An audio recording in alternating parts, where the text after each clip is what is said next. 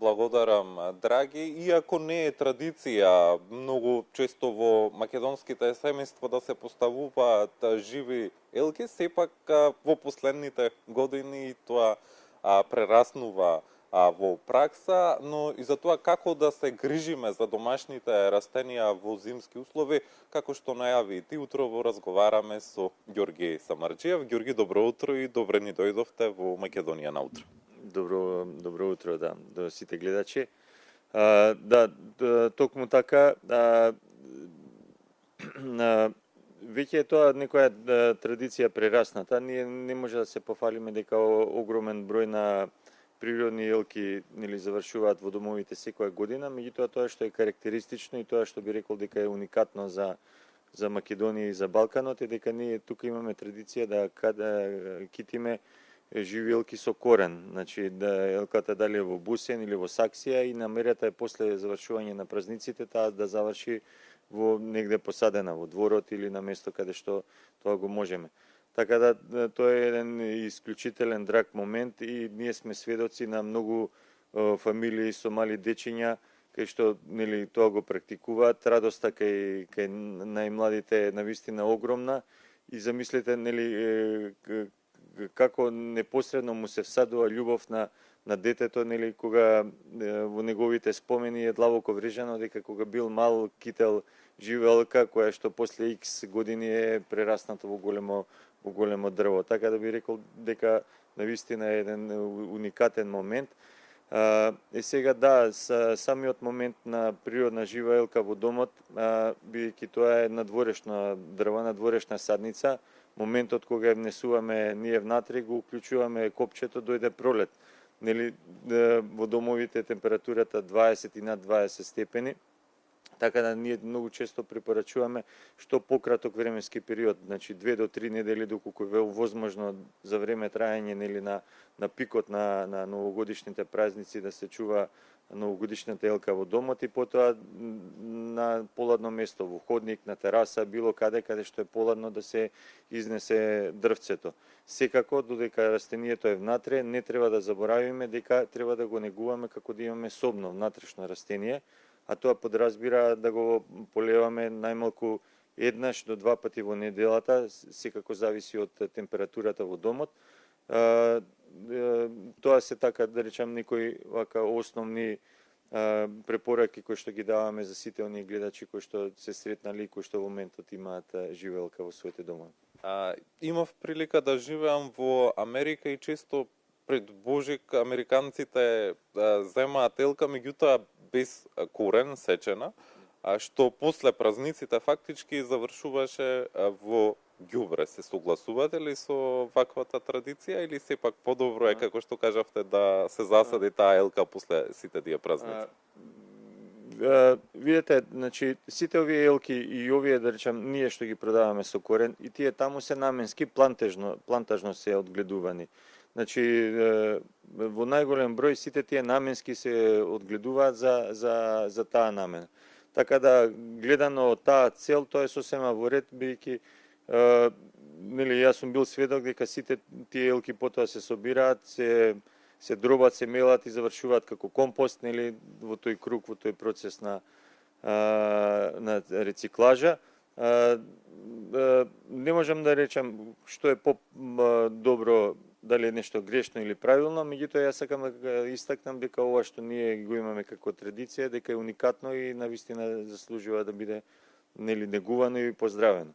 Ѓорги, кажете ми, кои се најчестите грешки што ги прават луѓето во однос на одгледување на растенија во зимски период? Како треба да се грижиме за домашните растенија? Која е идеална клима? Колку често треба да се наводнуваат овие растенија? Кога станува збор за тропски собни растенија, секако температурата е број 1 во зимските услови. Не би требало да дозволиме да ги чуваме на места каде што температурата е под 10 степени, бидејќи неколку часа, 5-6 часа каде на 5 или подниска температура од 5 степени може да биде фатално за повеќето собни растенија. Од тој аспект, значи константна умерена температура, на некој начин каде што температурата е над 10 степени, 15 би рекол дека е идеална, меѓу 15 и 20. И Каде е најдобро да се постават растенијата, на дневна светлина, во кој дел од домот? Па да, секако повеќето од нив побаво се развиваат кога се поставени директно до прозорецот. Меѓутоа, исто треба да имаат на ум гледачите дека и лед светлото, значи доколку имаме некоја сијалица која што паѓа светлината непосредно во некој агол, дека и тоа место е доволно, бидејќи исто така лед светлото, нормално малку појако со 800 до 1000 лукса, доколку свети од 5 до 6 часа во текот на денот на една врз растението е добра замена за дневната светлина и буди фотосинтезата, така да растението е активно и може да преживее и на лед светлина. Има и граѓани што се грејат на клима уреди, знаеме дека клима уредите го сушат воздухот, колку може тие да бидат штетни за домашните растенија? Во основа растенијата се адаптираат. Нормално, доколку коренот е здрав, редовно и навремено полеваме, нормално го прихрануваме растението.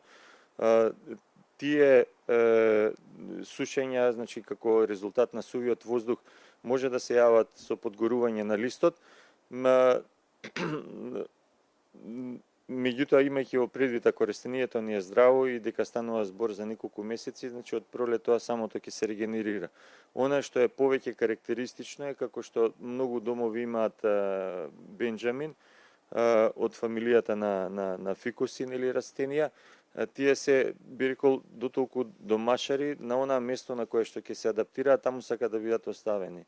Секоја промена на позицијата, на светлината, на микроклимата, тие ја рефлектираат со тоа што нагло ги отфрлаат поголем дел од листовите. Тоа го доживуваат како стрес. Нормално тоа не треба да биде и тоа обично и ако имаме осцилација во температурата, повеќето растенија така реагираат што ги отфрлаат листовите. Тоа е добар знак штом ги отфрлуваат листовите. Тој начин растенијата, тоа му е начин да се, нели, да продолжи животот и да се спаси, така да првиот момент на пролет поголемиот дел од тие листови ќе бидат регенерирани. Ѓорги, ви благодарам што бевте на последниот ден од 2025 дел од утринската програма на македонската телевизија Македонија наутро. Ви посакуваме среќни празници. Секако ви благодариме што ни објаснивте за тоа како да се грижиме за живите елки, но и за растенијата што се одгледуваат во домашни услови во овој зимски период. Да, ми беше драго во секоја прилика и се надевам дека ги инспириравме повеќето гледачи, а нема поубава тема од растенија и така да ни почне и новата година. Токму така, утрово разговаравме со Ѓорги Самарџиев за тоа како да се грижиме за живите елки во новогодишните празници, но и за домашните растенија во зимскиот период. Анита и драги, дали има дополнителни прашања? Мартин, ти благодарам, за тебе немаме прашање, меѓутоа јас ќе испрашам после Ани да видам дали знае да се грижи соодветно како права домаќинка за домашните растенија, па ти имаш жива или нежива елка? Многу.